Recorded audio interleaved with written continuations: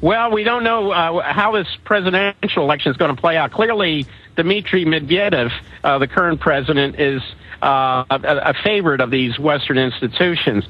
They do not like Vladimir Putin, the prime minister.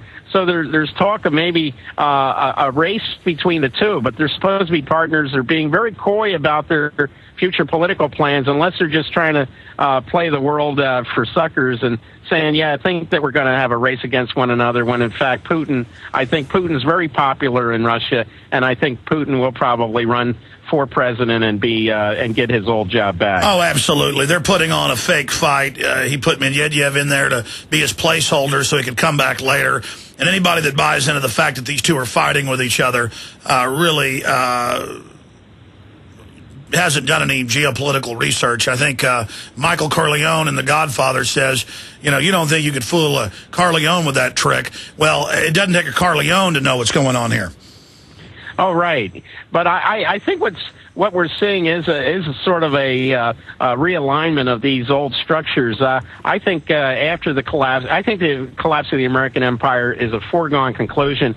We're just like the Roman Empire that sent its legions out to the periphery as Rome itself was collapsing. It's a fool's errand. We're striking out at Libya. We're still sending drones into Pakistan when their government said stop. We don't care what you think. We're going to continue to do it.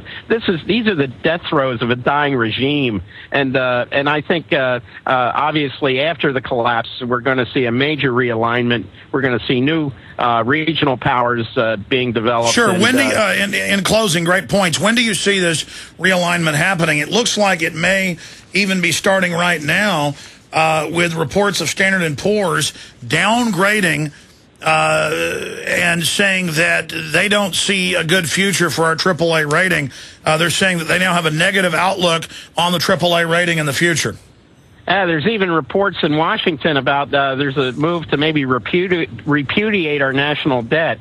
But I think if any of that happens, if we're junk bond rated or there's a repudiation, we're talking about the end of this party here. That's been a party for these wealthy fat cats for so many years. Well, they're certainly setting up a police state, though, to try to suppress us. They're certainly doing a rear guard action or trying to secure their home base. And the natives here are getting pretty restless. Well, we saw what happened in the state capitals, and this is very much in line with what I heard from a former Obama administration financial advisor in November. He said, what will happen in the United States won't be like Greece or Spain or Portugal or Iceland. It'll be more state by state. And sure enough, we're seeing the states cutting back, implementing austerity measures, and then the people getting out and demonstrating in mass. But notice, nothing is ever cut from the banksters of the lion's share of the fake debt. The Republicans won't talk about it. Democrats won't talk about it. Nobody will touch the real authors of our problems. They want to scapegoat it off onto welfare moms. And you could throw all of them into a bottomless pit. This problem wouldn't even be handled. Right, it's a kabuki dance, what we see between Paul Ryan and Barack Obama and Geithner. This is all for consumption. This is for the Sunday morning talking head shows. They do get behind closed doors. They know what they're doing, and they're practicing what I call financial alchemy. They're trying to make things out of nothing. And of course, we the American people are the last ones to know about this.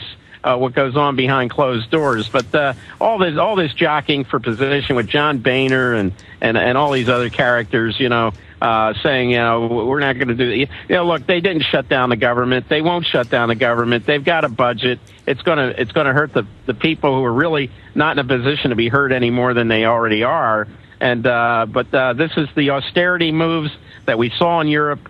I was told by this Obama official who resigned, he said, I'm never going to give them any more money again. He was a financial contributor, but he said in the U.S. it's going to be a state-by-state uprising, and we've certainly seen that happen. And have you now seen this? Have you seen this, in closing, this chilling propaganda on radio, TV about how great Lincoln was and how the feds may have to come in against the states again, and the states have no rights, and if the states try to have any power over their lives, that the feds are going to deal with them? I mean, it looks like they are getting the public ready for some type of John Warner Defense Authorization Act provision. with this 10-member governor council to try to come in here and federalize things. Well, it's a sesquicentennial of the Civil War, so we have this Robert Redford movie out. Now, The Conspirators, it's getting a lot of attention about the plot to kill Lincoln. But it should be remembered that the conspirators, Mary Surratt and the others, were tried and found guilty by military commissions. So we had military commissions passing these sentences, death sentences against civilians. What are they trying to tell us?